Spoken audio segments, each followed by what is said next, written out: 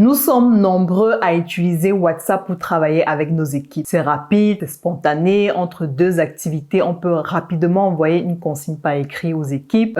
Pour répondre, pour valider un projet, on peut envoyer une note vocale. Mais, très souvent, vous vous plaignez des collaborateurs qui loupent un message ou bien lorsque vous demandez une information, malgré toutes les étoiles pour marquer message important, je crois que vous voyez de quoi je parle, malgré toutes ces étoiles, les équipes souvent n'arrivent pas à retrouver une information que vous avez donnée rapidement. Pourquoi? Parce que vous confondez le but de l'utilisation de WhatsApp. WhatsApp est un outil de communication, ce n'est pas un outil de pilotage d'entreprise. La communication instantanée, c'est pour transmettre une information rapidement. Voilà, vous transmettez une consigne à vos équipes. Mais maintenant, pour suivre la consigne, pour suivre la tâche, pour suivre les échéances, les responsabilités, les priorités, vous avez besoin d'un outil de pilotage. Vous ne pouvez pas tout faire sur WhatsApp, sinon ça devient finalement un frein à votre entreprise, un frein à la croissance de votre entreprise sans que vous ne vous en rendez compte. Je me rappelle, il y a de cela quelques années, j'accompagnais un dirigeant pour la structuration de son entreprise et j'avais commencé par le service marketing. Donc j'étais arrivée en pleine immersion,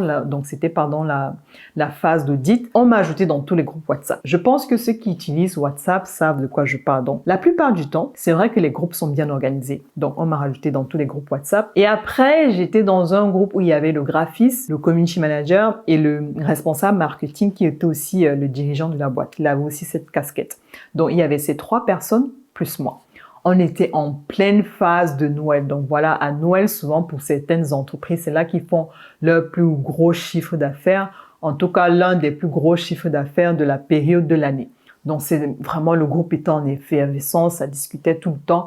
Avant que je n'arrive, ils n'utilisaient que WhatsApp. Ils n'avaient pas encore tous les outils que j'avais proposés après. Donc ça discutait, il fallait faire les visuels pour la promotion, il fallait faire plein de visuels. Ça se passait bien, les graphistes, tout ça, le graphiste était très réactif par rapport aux besoins du responsable marketing. Donc moi, j'étais en observation.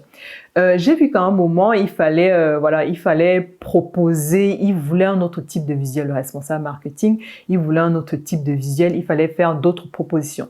Donc, sauf que le graphiste, en faisant des propositions, il a fait des propositions pour la promotion. Donc, comprenons-nous bien, c'était pour la promotion de leur activité. Donc, sur le visuel, on retrouvait des sapins, des cadeaux.